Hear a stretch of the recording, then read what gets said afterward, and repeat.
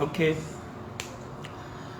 Oh, que le Seigneur vous bénisse, mes chers frères et sœurs.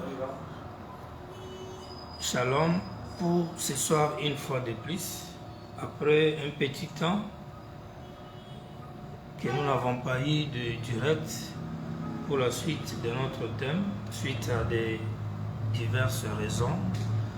Aujourd'hui, nous sommes là pour, en quelque sorte, essayer de terminer notre sujet sur le nom nouveau du Seigneur. Comme toujours, votre frère Zoé, le missionnaire au micro, le missionnaire de l'église William Malon Branham, Royaume éternel. Kukodi Angré, Nouveau-Chi, dans l'enceinte de la cité Gestossi. Vous pouvez nous contacter à partir du 07 57 87 70 10 et les contacts qui sont donnés ici dans notre spot, la radio Kukodi FM. Nous saluons ceux qui nous suivent en dehors du pays par les liens que vous avez de l'internet, c'est-à-dire www.kukodifm.ci. Pour tous les amis sur place à Abidjan, ceux qui nous ont déjà suivis avant, ou si vous nous captez pour la première fois, nous sommes en train de parler dans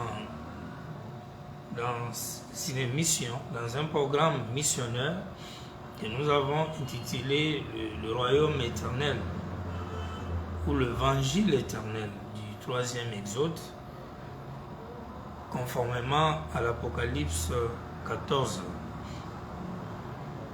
Et à présent, nous sommes sur le nom nouveau que nous avons commencé il y a plus d'1 mois et nous allons pratiquement vers la fin. Et nous sommes sur les 7 preuves irréfutables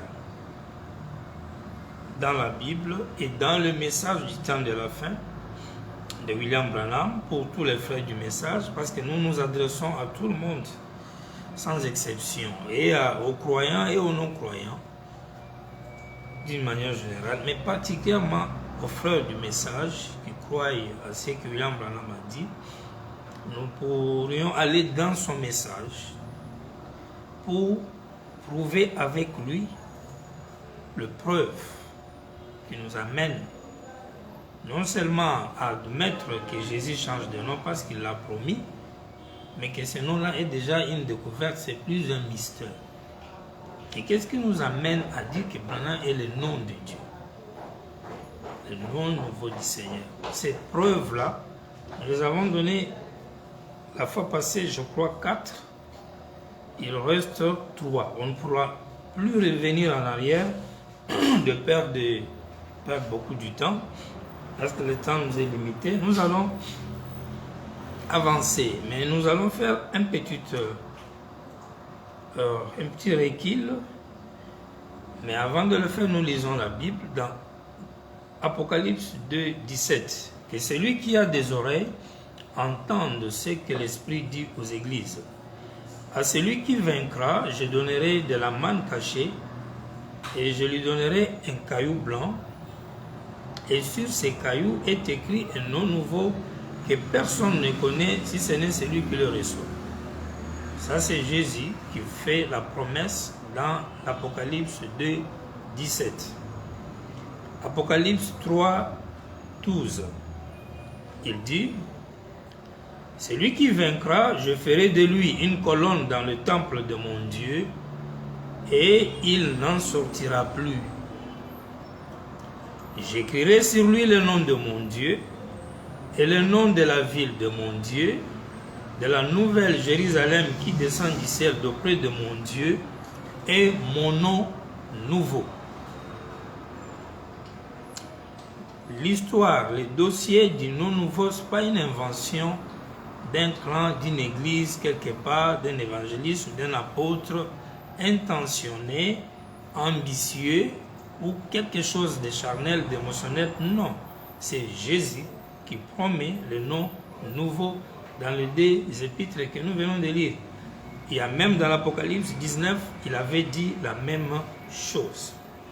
Nous avons déjà donné ces écritures dans le passé, nous les redonnons encore pour vous qui nous rejoint en chemin. Jésus promet le nom nouveau. Et nous disons aujourd'hui que nous avons déjà découvert ce nom nouveau.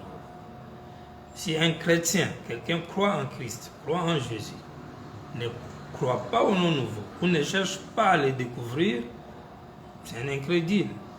Et c'est dangereux. Parce que s'il change de nom et tu continues à l'invoquer dans l'ancien, il ne t'écoutera pas. Et surtout, en ce qui concerne les salis, parce que le nom de Dieu est invoqué pour les salis. Pas forcément pour l'argent. Il y a beaucoup de gens qui ont l'argent sans avoir jamais invoqué le nom de Dieu. Beaucoup de gens sont allés dans les hôpitaux et ont été guéris de leur maladie sans jamais invoquer le nom de Dieu, ne croyant même pas que Dieu existe. Donc, le nom de Dieu n'est pas donné à l'humain pour obtenir les biens matériels. Non.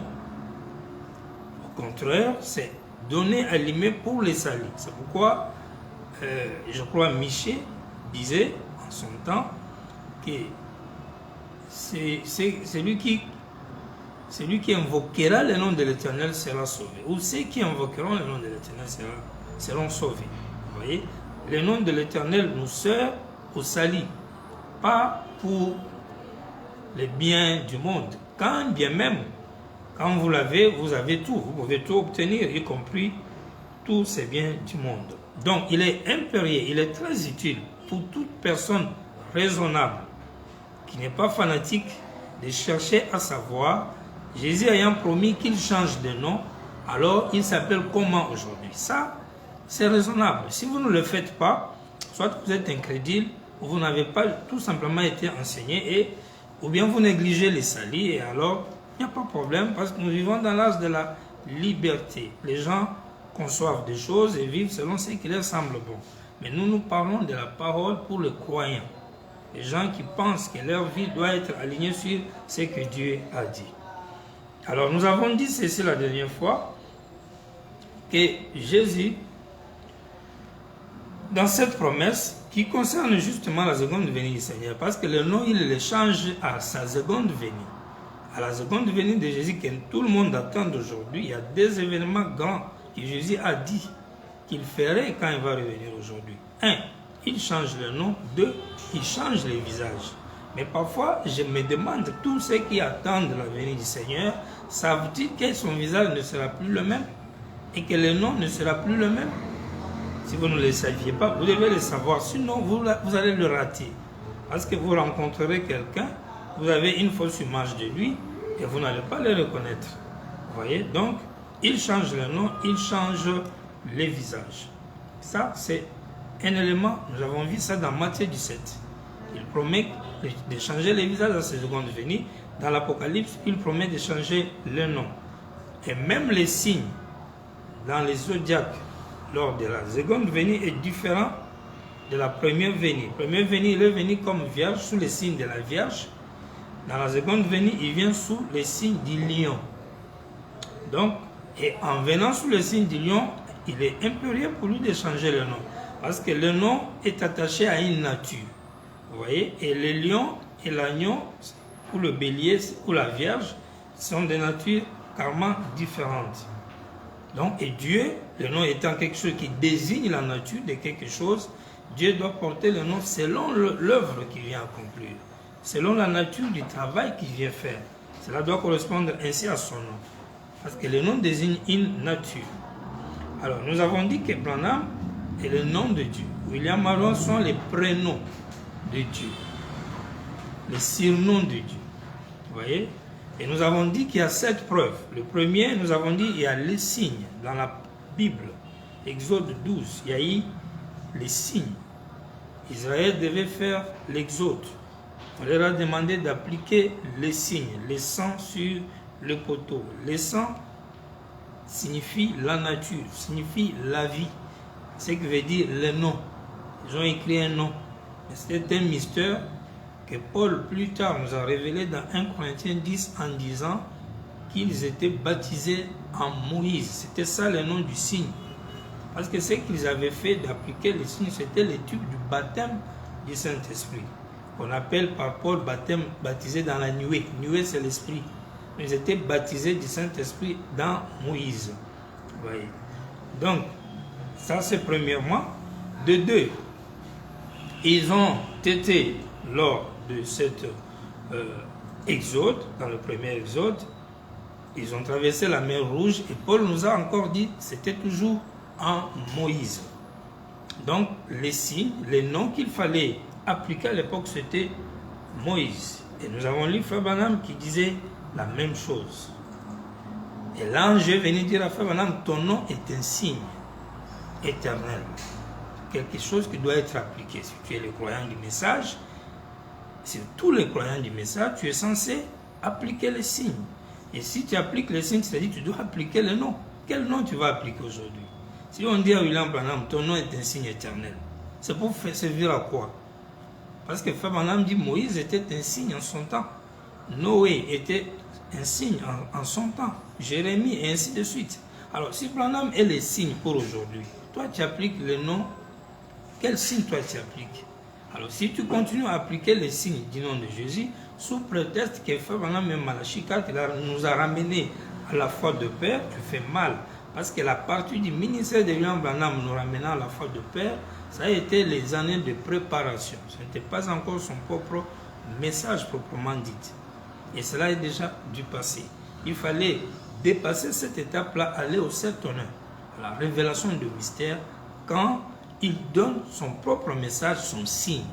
Et son signe, l'ange a dit, c'est son nom, divisé en 3 parties, William Marion Branham. Et j'avais dit la dernière fois qu'il ne faut pas prendre Branham Marion Branham, parce que Branham n'est pas le premier pur, il est le 3e. Il faut commencer avec William, parce que dans William Marion Branham, vous avez I am, vous avez le je suis dans William, vous avez l'union dans Marion, et puis vous avez Elohim dans Branham. Et c'est ça, c'est bien posé, c'est bien placé. Donc, faire le contraire, c'est mal prononcer le nom. Quand bien même vous le prononcez, mais pas bien. Ça, c'était la première preuve. La deuxième, nous avons dit, c'était la parole interprétée de Dieu qui nous dévoile le nom de Dieu dans un âge donné. Et nous avons lu les Écritures là-dessus. Et cela ne demande plus de débat. C'est la vérité. Et dans l'âge d'aujourd'hui, l'ange a dit à William Branham, ton nom, c'est la parole, premier pour deuxième pour troisième pour, c'est-à-dire le message qu'il a amené aujourd'hui, d'amener les gens à les croire, selon la commission de l'ange du Seigneur, ce message-là s'appelle William Branham en 3 cultes. Et cette parole interprétée, c'est ça qui nous révèle le nom de Dieu. Donc, si c'est, on comprend que Branham n'est pas simple à faire, c'est carrément le nom de Dieu. Ça, c'est d'abord pour les gens du message qui y croient. Mais là, vous qui croyez au moins à la Bible, référez-vous aussi au fait que dans chaque âge, quand Dieu envoyait un prophète majeur, ce dernier, son nom était ce qui sauvait les gens de cette génération-là. C'est pourquoi on parle de l'arche de Noé. C'est pourquoi on parle de Moïse qui était prêché dans les temples, dans les synagogues, ou le baptême pris en son nom dans la mer Rouge, ou dans la nuée. C'est pourquoi on parle de Jésus qui était un grand prophète, et son nom a été le nom de l'arche, parce qu'il était la parole interprétée de ces jours-là. Et nous avons lu la parole, les Écritures là-dessus, on ne peut pas y revenir. Troisième preuve, nous avons dit que le nom nouveau est révélé dans les sept tonnerres. L'Apocalypse l'a dit, dans Apocalypse 19 que nous avons lu, un cavalier assis sur un cheval blanc, il a un nom écrit sur sa cuisse, Seigneur des Seigneurs, Roi des Rois. Et personne ne connaît ce nom. Et Frère Branham nous a dit, si vous trouvez quelqu'un qui vous dit, c'est lui qui porte le nom de Dieu, c'est un faux. Il ne le fera pas parce que Jésus a dit, c'est lui qui le connaît est le seul. C'est lui qui le porte est le seul à le connaître. Et il ne le dévoile à personne. Donc, et Frère Branham nous a dit, ce nom dans le premier psaume 283, il dit, ça sera révélé dans les tonnerres. Et regardez le mystère, c'est un homme assis sur un cheval blanc. Nous avons vu le révérend Holker, et tu ne le sais pas, 141, 143, monté, qui a dit que Frère Branham, je te vis assis sur le cheval blanc militaire. Donc, l'homme assis sur le cheval blanc, qu'on appelle autrement les sept honneurs, parce que les sept honneurs est une personne, c'est Frère Branham. Alors, lui étant celui qui est assis sur le cheval blanc, si sa peau, sa cuisse, son corps, il écrit un nom, le nom que ses parents lui ont donné. Et c'est ce nom-là qui est le nom nouveau. Ça, c'est la troisième preuve. Apocalypse 19, vous voulez connaître qui porte le nom nouveau? C'est celui qui est assis sur le cheval blanc. Et le nom-là est écrit où? Sur son corps. Et tout être humain qui vient au monde, le nom est écrit sur son corps. Parce que c'est l'échographie qui nous détermine le nom des garçons, des filles, c'est-à-dire le sexe. Vous voyez? C'est-à-dire le sexe est attaché au corps humain. C'est-à-dire le nom est attaché au corps, à la peau. Et la Bible dit si ça puisse être écrit un nom. Vous voyez? Parce qu'il s'agit justement du corps humain qui porte le nom. Comme nous l'avons toujours dit, un esprit porte le nom du corps dans lequel il entre. Je crois qu'on est ensemble. Quatrième preuve, nous avons dit qu'Abraham reçut une partie du nom de Dieu, qui était H-I-M. Et nous avons lu beaucoup Frère Branham en train de le prouver, qu'Abraham avait reçu une partie du nom de Dieu. Il s'appelait avant Abraham. On peut lire ça dans Genèse, je crois, 17 ou 18, 17, 16, 17, quelque part. Il s'appelait Abraham, puis Dieu changea son nom à Abraham, Ibrahim, Him. Et les Him, c'est une racine qui vient du mot Elohim, Him, qui veut dire l'éternel, vous voyez, l'infini, le tout suffisant. Voilà, cette partie de Him, c'est une partie du nom de Dieu. Donc, si le grand Branham nous dit que Him est une partie du nom de Dieu, cela veut dire qu'il y a une autre partie du nom de Dieu qu'on ignore, qu'il faut ajouter à Him. Vous voyez? Et cela doit composer cette lettre parce qu'Abraham était carrément l'homonyme de Dieu. Vous voyez? Et quand nous avons cherché dans les Écritures pour voir un homme qui est un prophète, qui doit être au temps de la fin, qui révèle les sceaux, qui doit avoir la plénitude de la divinité, qui doit avoir les signes du Messie, puis avoir un nom à cette lettre avec Him dedans, quand on a trouvé, on a compris que la partie qui manquait dans le nom d'Abraham, on l'a retrouvé ici. Et alors, ça nous a donné le nom de Dieu. Ça a été une preuve de plus de comprendre que Branham, et il y a Bran qui manquait à l'époque d'Abraham, qui a été ajouté aujourd'hui, et ça a donné Branham ou Branham, comme Abraham, ce qui veut dire l'éternel, Elohim.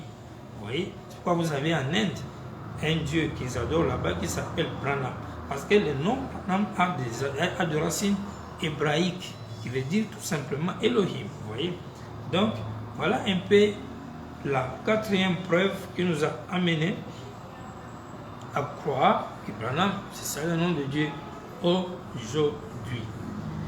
Maintenant, la cinquième preuve, nous avons dit, c'est la loi de l'adoption. Et c'est là où nous allons un peu plus donner les éléments aujourd'hui. la loi de l'adoption. Sans plus de commentaires, je lis dans la prédication la vie éternelle et comment la recevoir. Prêché à Jeffersonville, vendredi le 31 décembre 1954, paragraphe 108.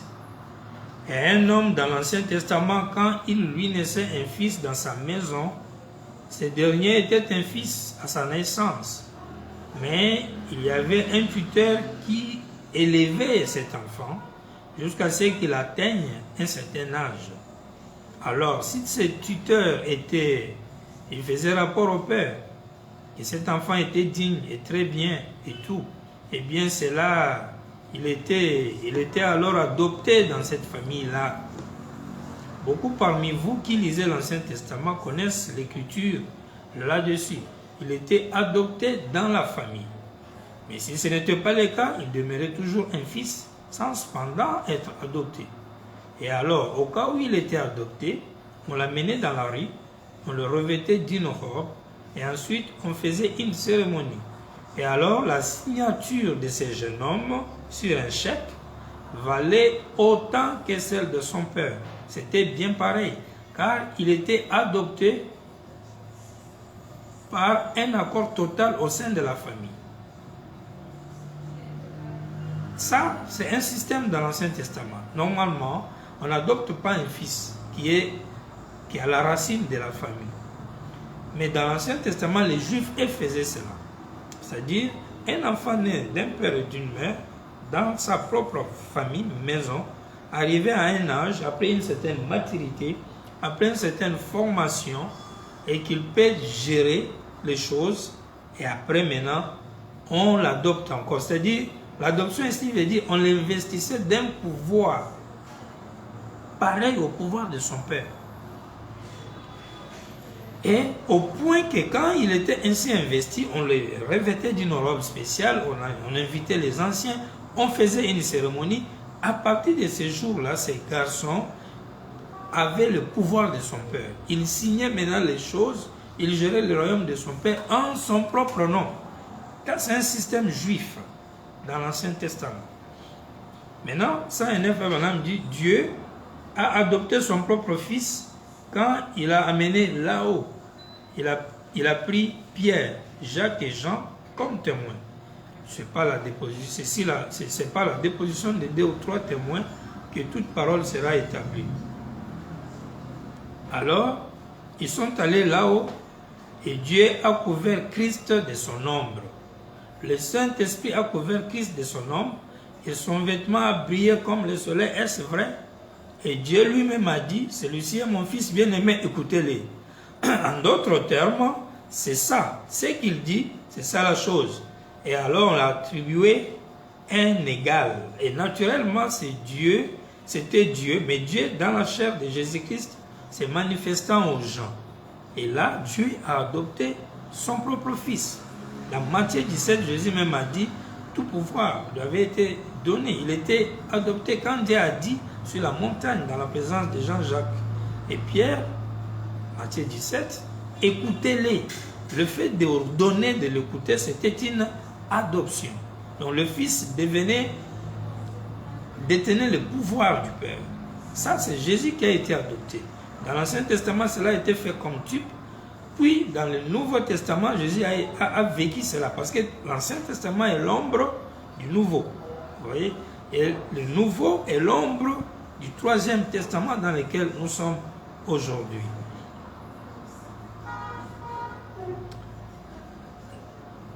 Notre position en Christ. Prêché à Chicago dimanche le 16 janvier 55 après-midi. Paragraphe 48. Il dit, tout ce qui lui donne comme possession sera comme tel. Dieu a adopté son propre fils de cette manière. Jésus marchait comme un homme ordinaire. Mais un jour, sur la montagne de la transfiguration, il prit 3 personnes comme témoins, Pierre, Jacques et Jean, ce qui veut dire l'espérance, la foi et l'amour. Il les appela à l'écart, il sépara Jésus d'eux et le couvrit d'une nuée. Et la Bible dit son vêtement resplendissait comme le soleil dans sa force. Parce que quand on adopte les fils, on les revêt d'un habit, d'une robe de gloire. Et c'est pourquoi Jésus, sa robe, son vêtement a brillé comme le soleil sur la montagne de la transfiguration. Frère dit c'était Dieu qui a adopté son propre fils. Et ils virent Moïse et Élie apparaître, et ainsi de suite. Puis on le montre, et ils ne virent que Jésus seul. Et quand il s'est alors retourné, Dieu le Père, après avoir revêtu son fils d'une robe, dit, celui-ci est mon fils bien-aimé, écoutez-le. Ce n'est pas étonnant que Jésus pouvait dire, tout pouvoir m'a été donné au ciel et sur la terre. En effet, il était adopté par son Père dans le glorieux royaume de Dieu. Maintenant, il est assis à la droite majesté au-dessus de tout ange et archange, de toute étoile, de la ligne ou de tout nom qui se nomme au ciel. Cela est soumis au nom de Jésus-Christ, car il était adopté par Dieu le Père. Nous avons l'habitude de dire, tout genou doit fléchir au nom de Jésus. Tout démon, le ciel et la terre, tout fléchissent au nom de Jésus. C'est bien. Frère Branham vous dit, ce qui a permis à ce que le nom de Jésus puisse être élevé au-dessus des cieux, au-dessus de la terre, au-dessus de tout le pouvoir maléfique, c'est parce qu'il a été adopté dans Matthieu 17. Le jour où Dieu a dit dans la nuée, écoutez-les devant les témoins, Pierre, Jacques et Jean, 3 personnes, devant les témoins célestes, Moïse et Élie, parce que Jacques et Pierre, ils ont vu Moïse et Élie devant eux. Ils ont vu Moïse et Élie devant eux. Ils ont vu Jésus se transformer, se transfigurer. L'événement là a amené à ce que le nom de Jésus devienne le nom qui doit être respecté, honoré au ciel et sur la terre, selon Frère Branham. C'est ce qui a fait qu'on baptise les gens dans le nom de Jésus. Qu'on chasse les démons dans le nom de Jésus. Qu'on les considère comme le nom de Dieu. Parce qu'avant cette cérémonie, on ne pouvait pas. On ne pouvait rien faire au nom de Jésus. C'était Jéhovah, je suis, Elohim, El Shaddai, et ainsi de suite. Dieu le Père. Mais quand Jésus a été adopté, puis il leur a dit, attendez que je quitte la terre, parce que le testament doit entrer en vigueur quand le testateur meurt. Après l'adoption, s'il est encore vivant, le nom du Père continue toujours. Mais quand il quitte sur la terre, Pierre a compris l'équation. C'est pourquoi il a baptisé les gens dans Acte 2, 38, dans le nom de Jésus-Christ. Alors que dans Matthieu 28, 19, Jésus disait, restez baptisés les gens au nom du Père, Fils et du Saint-Esprit. Mais pourquoi Pierre n'a pas obéi à la lettre, ce que Jésus disait? C'est parce qu'il a répondu à l'équation. En d'autres termes, il a pris l'équation et il a décortiqué et il n'a pas contredit la Bible, mais il l'a justement interprété, complété. Pourquoi? Parce que c'est la loi de l'adoption qui oblige à ce que quand une personne est adoptée, un fils qui a la plénitude de la divinité, parce que quelqu'un va dire, mais ok, moi aussi je suis adopté, donc mon nom devient le nom de Dieu. L'autre dira, moi aussi je suis adopté, donc le nom... Non, toi si tu es adopté, est-ce que tu es le fils de Dieu? Est-ce que tu as la plénitude de la divinité? Est-ce que tu es le leader, le chef guide de la dispensation? Est-ce que tu es l'ange de l'alliance? Parce que ce sont ces éléments-là ajoutés à la personne. Et quand il y a maintenant l'adoption, là maintenant la chose. Et puis quand tu dis que tu es adopté, comme les amis courmanistes le disent souvent, qui t'a adopté? Et devant qui? Comme témoin. Et depuis que ton nom est devenu valable, qu'est-ce qui a été fait en ton nom? Parce que si Dieu t'adopte et que ton nom devient valable sur l'échec, le nom de Dieu là n'existera plus. Mais tu pries au nom de Jésus, tu dis que tu as été adopté par 9 anges consorts. Vous voyez, tout ça, ce n'est pas la vérité. Je lis dans les Fils de Dieu manifestés, mercredi 18 mai 1960. Je suis maintenant dans la 5e preuve. 188. Eh bien, dans l'Ancien Testament, quand le Père comprenait que son Fils avait atteint la maturité, qu'il était devenu assez mûr pour être adopté, pour arriver à... Ils sont des enfants à la naissance, mais quand déjà là, ils sont fils. Mais alors, ils ne seront jamais rien de plus qu'un simple enfant, qu'un simple fils, comme les autres, tant qu'ils n'auront pas mûri et qu'ils n'auront pas montré ce qu'ils sont. C'est alors qu'il peut donc l'appeler à l'écart. Maintenant, nous y sommes. Église, êtes-vous prêts? Bon, il s'est fait un peu tard, que tout le monde se morde les doigts, se pince la conscience et s'empoigne le cœur.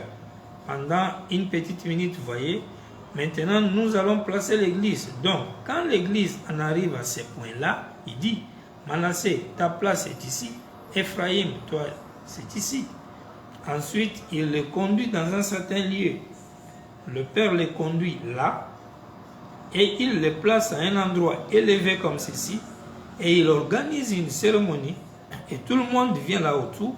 Alors il dit, je veux que vous sachiez que celui-ci est mon enfant, et que j'adopte mon fils, et je veux que tous sachent que dorénavant, son nom, je le revêt d'un vêtement spécial, et je veux que vous sachiez que son nom sur un chèque est aussi valable que le mien.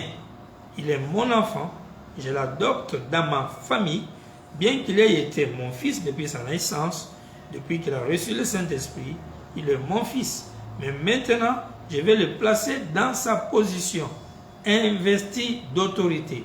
Celui qui le renvoie est renvoyé. Celui qui l'engage est engagé. Et en vérité, je te le dis, si tu dis à cet arbre, si tu dis à cette montagne, ôte-toi de là, et que tu ne doutes pas dans ton cœur, mais que tu crois que ce que tu as dit arrivera, cela te sera accordé. Voyez, voilà, voyez, il est mon fils. Combien savent que l'adoption, qu'on adoptait le fils après que celui-ci avait provoqué tous ceux qui l'ont déjà lu la Bible, le placement d'un fils, quand il a fait preuve de la maturité, il est adopté, son nom devient légal. Quand il révoque, vous êtes révoqué. Quand il engage, vous êtes engagé. Vous voyez? Oh! Or, Dieu a fait la même chose à son fils. Ça, c'est Jésus. Ce qui était fait dans l'Ancien Testament, Dieu a fait ça avec Jésus. Quand il a conduit Jésus sur la montagne de la transfiguration, il a pris avec lui Pierre, Jacques et Jean. Les a menés là-haut. Ça, ce sont 3 témoins sur la terre. Il y avait Jésus, Moïse et Élie. Et Dieu sur la montagne. Ils s'étaient nés là, sur la montagne. Et tout à coup, ils ont regardé, Jésus a été glorifié devant eux. Est-ce vrai? Combien savent que c'est ce que dit l'Écriture? Qu'est-ce qu'il a fait? Il a revêtu de la robe de l'immortalité. Et il est dit, ses vêtements resplendissaient comme le soleil. Est-ce vrai? Et une nuée l'a couvert. Et Pierre et Jean et l'autre disciple sont tombés la face contre terre. Ils ont regardé, il y avait là Moïse et Élie qui s'entretenaient avec lui. Et Moïse était mort, enseveli dans une tombe non marquée depuis 800 ans. Et lui est monté au ciel dans un char. Élie est monté au ciel dans un char 500 ans auparavant. Mais ils étaient toujours là. Ils étaient là, s'entretenant avec lui. Ça, c'est Matthieu 17. Vous voyez, il avait conduit Jésus là-haut pour qu'il le voie, ce qu'il en était, pour qu'il voie là, pour lui montrer ces choses, et ils se sont entretenus avec lui. Ils ont eu une conversation avec lui. Ensuite, dès que Pierre a regardé de nouveau et que la glorification n'était plus sur Jésus, ils n'ont vu que Jésus seul. Et une voix est sortie de cette nuée, elle a dit, celui-ci est mon fils bien-aimé, écoutez-le. Son nom est aussi valable que le mien à présent. C'est vrai. Écoutez-les. C'est ça des fils adoptés ou placés. Quand on adopte un fils, son nom devient le nom de Dieu. Ça, c'est l'ordre de l'Ancien Testament, continué dans le Nouveau Testament avec Jésus. Le bonhomme continue, il dit, 194. Or, c'est ça que Dieu veut amener l'église de Pentecôte aujourd'hui. Ce qui était fait dans l'Ancien Testament comme type, Jésus l'a fait après Jésus. cet âge de l'Église, nous arrivons dans l'âge de Pentecôte où les dons se sont manifestés sur la terre depuis 1906 ici, sur Rio Azusa, à Los Angeles, la manifestation des dons, le mouvement de Pentecôte. Frère Branham dit Dieu veut prendre ce mouvement pentecôtiste pour y trouver aussi un fils à adopter. Il faut, dans le mouvement de la Pentecôte, qu'un monsieur, que quelqu'un émerge pour avoir un rôle à jouer, comme un fils de Dieu. Dans les chiffres 3, d'abord dans l'Ancien Testament, la chose était pratiquée, puis c'est fils Jésus, puis aujourd'hui, Dieu va prendre quelqu'un dans le pentecôtisme pour l'élever et l'adopter. Et si cela est fait, ce dernier prendra le nom. Son nom deviendra légal à la place du nom du Père qui était déjà Jésus. Parce que le Père s'appelle déjà Jésus. Parce que Jésus même m'a dit, je suis venu au nom de mon Père. Donc le Père de Jésus déjà s'appelait Jésus. C'est-à-dire Dieu s'appelait Jésus depuis que Jésus et Dieu sont devenus un. Vous voyez? Donc Jésus qui s'appelait déjà, Dieu qui s'appelait déjà le Jésus, jusqu'au temps où l'âge de Pentecôte arrive et les grands Branham, les Tommy Osborne, Billy Graham, Oral Roberts, Allen et tous ces gens émergent dans le mouvement pentecôtiste. Maintenant, parmi eux, il y a quelqu'un que Dieu va prendre, l'élever et lui donner l'adoption.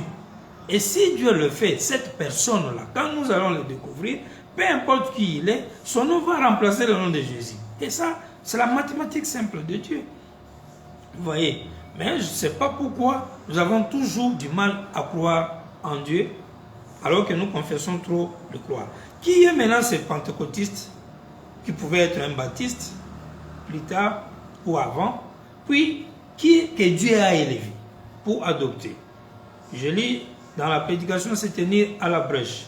Merci beaucoup mes chers amis qui m'écrivent. Ma sœur Merdi Mandondo, Dieu te bénisse aussi. Dieu bénisse ancien Charles, frère Bikou, les grands missionnaires. Nous vous aimons. Que le Seigneur vous bénisse richement. Et nous continuons avec la parole. Dans le paragraphe 95, c'est tenir à la brèche, prêché le 23 juin 63 matin. Il dit, c'était juste avant que je revienne pour les 7 sceaux. Quand je suis revenu pour les 7 sceaux, alors un matin, Roy, par le frère Branham, il a mis la main sur Billy et il voulait me parler. Mais j'étais occupé en prière pour les 7 sceaux. Et alors il me parla de... Cela arriva de nouveau et se répéta encore. Frère Roy, si je ne dis pas ceci correctement, signalez-le-moi. Et il dit qu'il se réveilla de nouveau dans la matinée, je pense encore tôt le matin, et regarda là dans la chambre, il vit cette grande lumière, ou plutôt une nuée sur une montagne. Tout récemment, il m'a demandé, existe-t-il quelque chose en rapport avec une nuée sur une montagne? Ça c'est Roy. Il voit une vision dans laquelle William Branham est sur la montagne couvert dans une nuée. Et Roy demande à Frère Branham, y a-t-il une écriture dans la Bible qui parle d'une nuée couvrant une montagne? Frère Branham dit, j'ai dit oui, quand Pierre et Jacques et Jean furent amenés et que la nuée avait couvert le Seigneur Jésus. Et Dieu parla disant, celui-ci est mon fils bien-aimé. J'ai prêché là-dessus ici récemment un petit message. Les frères qui s'occupent des bandes peuvent comprendre. Écoutez-les. Je pense peut-être que vous avez cela sur bande, je suis certain. Et il dit qu'il y est monté sur la montagne, Roy est monté sur la montagne, et lorsqu'il est arrivé, j'étais là debout, et une voix est sortie de la nuée, n'est-ce pas frère Roy? Et elle a dit quelque chose du genre, celui-ci est mon serviteur, je l'ai appelé pour qu'il soit un prophète de cet âge, pour conduire le peuple, exactement comme le fit Moïse, et l'autorité lui a été donnée, il peut créer par la parole. Quelque chose comme ça. C'est que Moïse fit, comme appeler les mouches, et ainsi de suite. Et les écureuils et tout ça. Donc, Frère Branham se retrouve sur la montagne. Et je vais vous donner un élément que vous devez retenir, c'est qu'ici, on dit celui-ci est mon serviteur. On ne dit pas qu'il est mon fils. Parce que le fils, une fois adopté, ce qui est bien, quand il va régner et consort, il doit quitter la maison de papa. Il doit partir pour lui. Il doit faire son royaume. Mais le serviteur peut décider de rester éternellement dans la maison. Alors que Paul dit que quand Dieu a construit sa maison, vous pouvez lire ça dans Hébreux chapitre 3, il a placé dans sa maison Moïse comme serviteur, Jésus comme fils. Dieu lui-même est le propriétaire de la maison. Alors, ici, on compare William Branham à Moïse, c'est-à-dire le serviteur dans la maison de Dieu, et non comme juste un fils. Pourquoi? Je me répète, parce que le fils n'est pas éternel. La filiation a un début et une fin. Donc, Dieu a préféré adopter William Branham comme un serviteur, à comparer à Eliezer, le serviteur fidèle d'Abraham, qui resta éternellement dans la maison d'Abraham. Amen. Et c'est vraiment ça. Et voilà que Frère Branham est vu par Roy sur la montagne, sous couverte d'une nuée.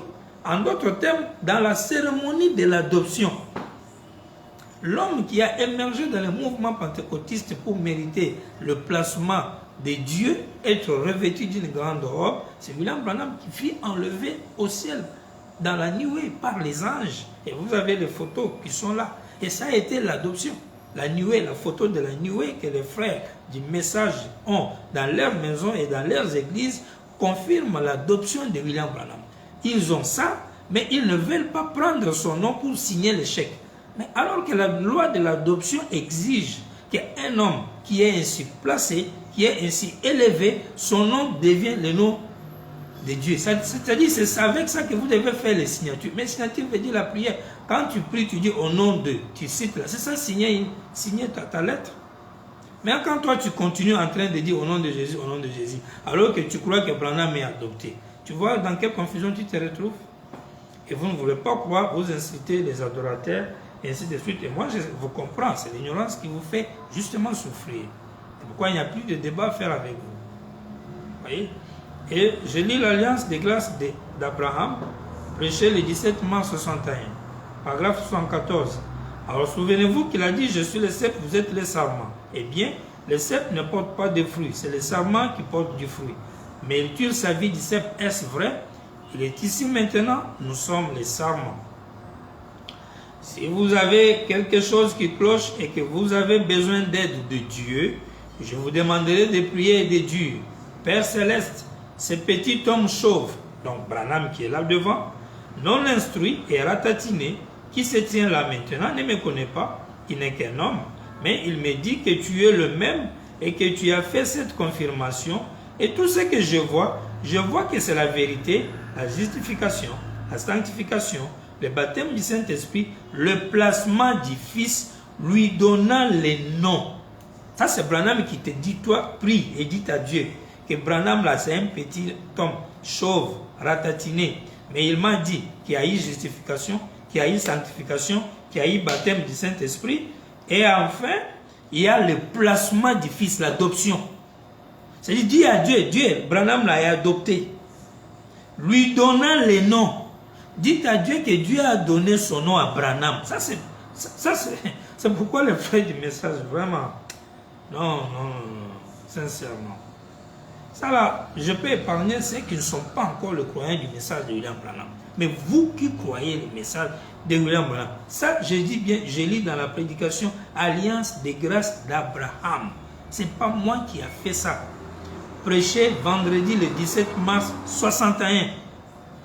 Il dit, prie maintenant, après avoir expliqué les choses, l'adoption, comment Jésus fut adopté, comment on faisait dans l'Ancien Testament, il termine maintenant, il dit, regardez comment maintenant vous allez prier pour obtenir votre guérison, et ainsi de suite. Dites à Dieu, oh Dieu,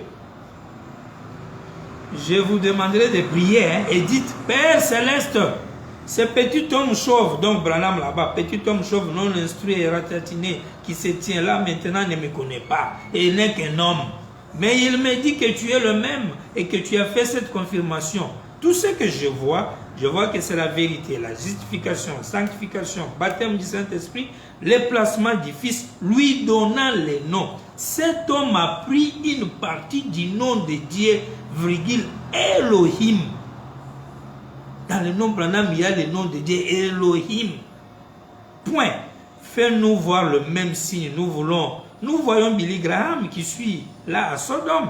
Mais cet homme dit qu'il y en aura un qui viendra à l'église Elohim. Ah, vous voyez un peu. Voilà comment il faut prier. Il est placé, il est adopté.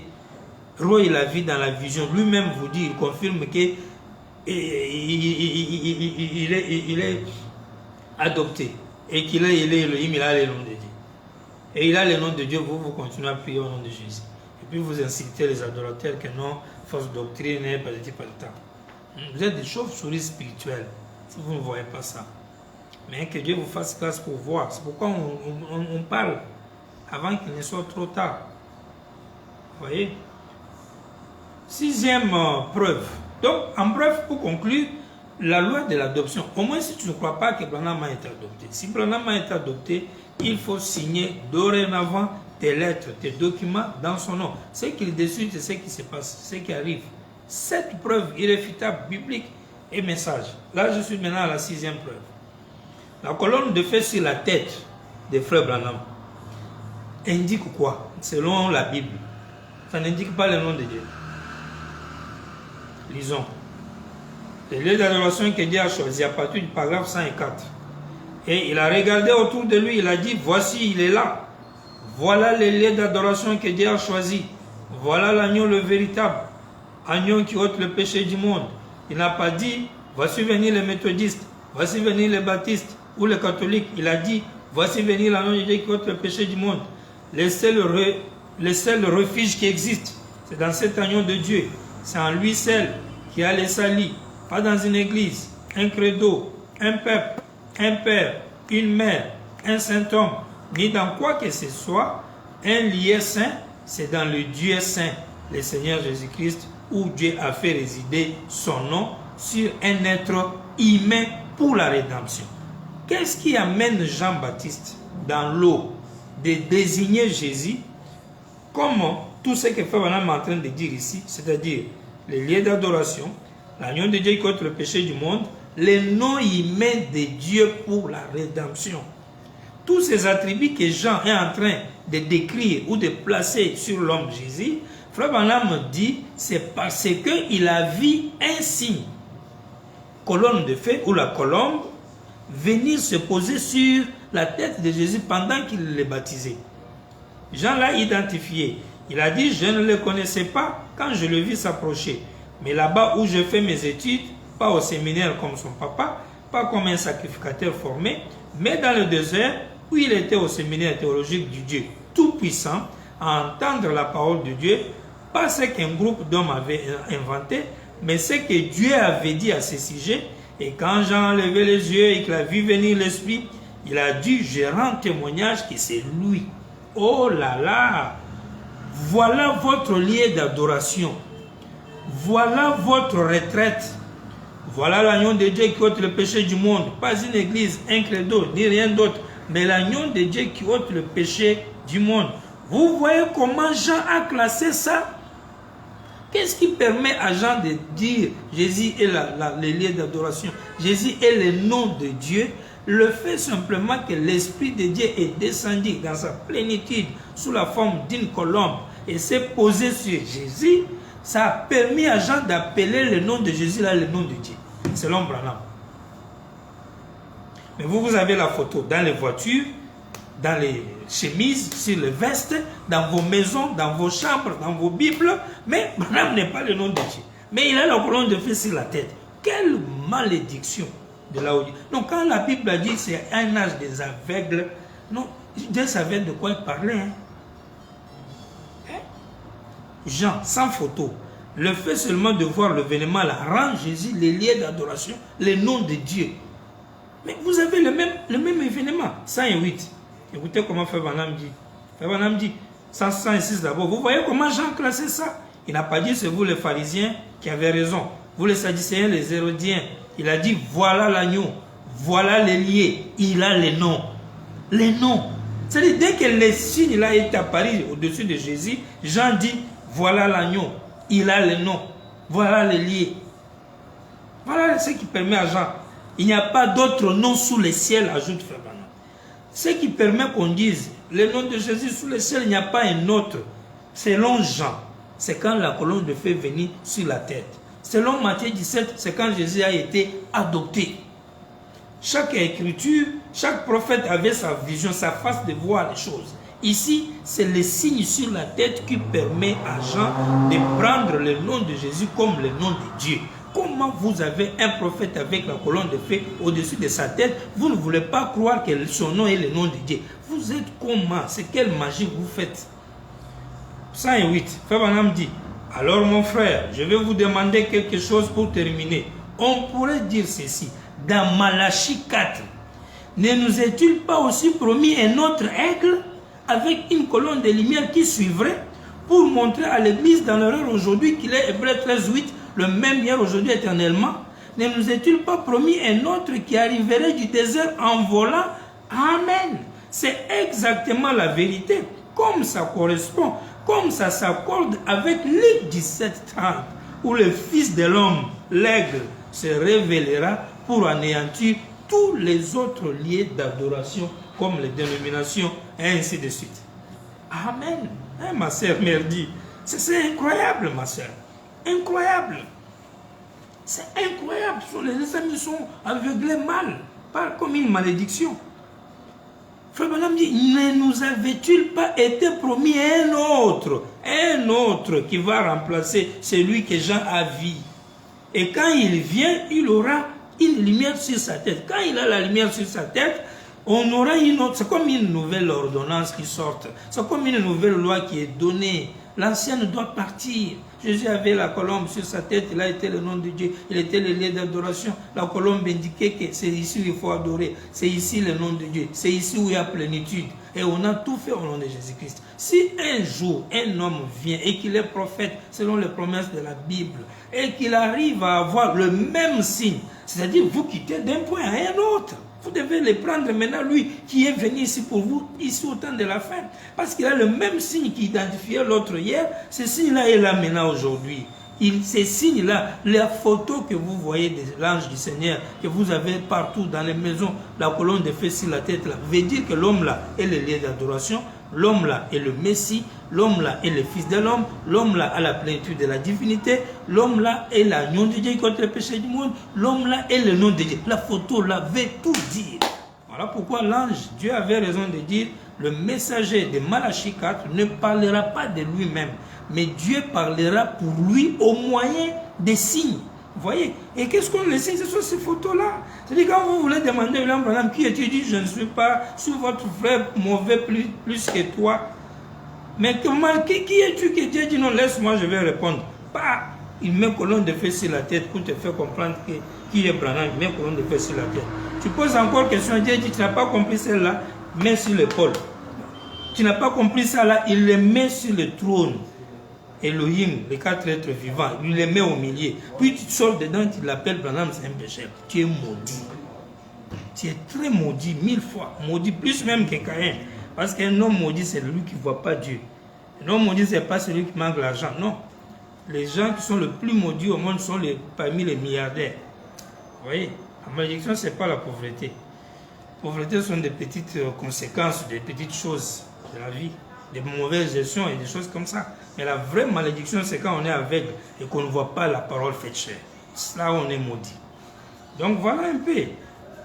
Et la 7e preuve, c'est celle de la plénitude de Dieu dans un homme. Quand la plénitude entre dans un homme, cet homme-là est le nom de Dieu. C'est pourquoi on a demandé à Frère Branham, Dieu change-t-il de nom dans chaque dispensation? Il dit oui. Si vous prenez la semence de discorde, paragraphe 115, en Dieu, tout est parfait en 3. C'est comme ces 3 dont je parlais ce soir. Les 3 étapes de la discorde, les 3 étapes de la parole faite chair. Il y a 3 étapes de la parole faite chair. Et dans chacune de cette partie, il y a eu un guide qui incarnait la plénitude de la divinité. On l'appelait l'ange de l'alliance. Et c'est lui qui était le nom de Dieu. C'est pourquoi ils furent baptisés tous à Moïse. C'est pourquoi ils étaient baptisés en Jésus. Maintenant, on est en 3e partie de la parole faite chair. Toi, tu es baptisé comment et toi, tu portes quel nom? Maintenant, question-réponse numéro 336. Disons ceci, mon nom, c'est William, c'est moi, c'est très bien. 338. Le nom du Seigneur a-t-il changé pendant les différentes dispensations? On demande à faire une question 338, paragraphe 137, il dit, oui, il fit une fois appeler le Je suis, Jéhovah, Il a changé plusieurs fois. La dernière fois que cela fut changé, c'était lorsque Dieu fit fait chair. Il prit un nom humain. Dieu prend le nom humain quand il s'est fait chair. Si vous croyez que la parole a été faite chair aujourd'hui, alors le nom de Dieu, c'est la parole faite chair là. C'est ça qui devient le nom de Dieu. La dernière fois qu'il a pris le nom humain, c'est quand il fut fait chair. Dans l'Ancien Testament, devant Moïse, il a dit, va leur dire, je suis. Avant expiation, c'est-à-dire, il n'y avait pas encore trop de révélations. C'est pourquoi le nom de Dieu était confondu. Moïse dit, je suis. Je suis là, voulait dire quoi? Que c'est Moïse qui est Dieu ou bien c'est Dieu, simplement le verbe être? C'était un peu flou. Jéhovah signifie quoi? Et Frère Branham nous a dit, Jéhovah, tout ça sont des titres. Ce n'est pas ça le vrai nom de Dieu. Donc, le vrai nom de Dieu, il met dans l'Ancien Testament, ça devait être Moïse. Mais comme les Moïse là vivait sous les animaux, ça ne pouvait pas être évoqué. C'est pourquoi Paul l'a dit plus tard. C'était parce que c'était l'ombre de l'ombre.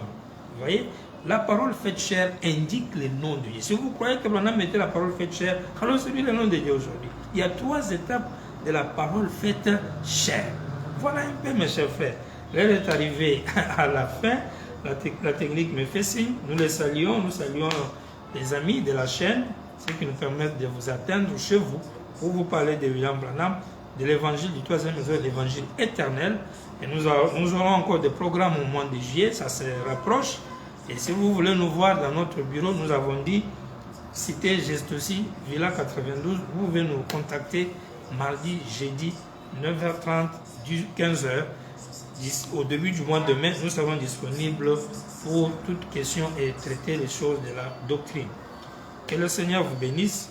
Nous allons nous retrouver le mardi. Bye et grand shalom chez vous.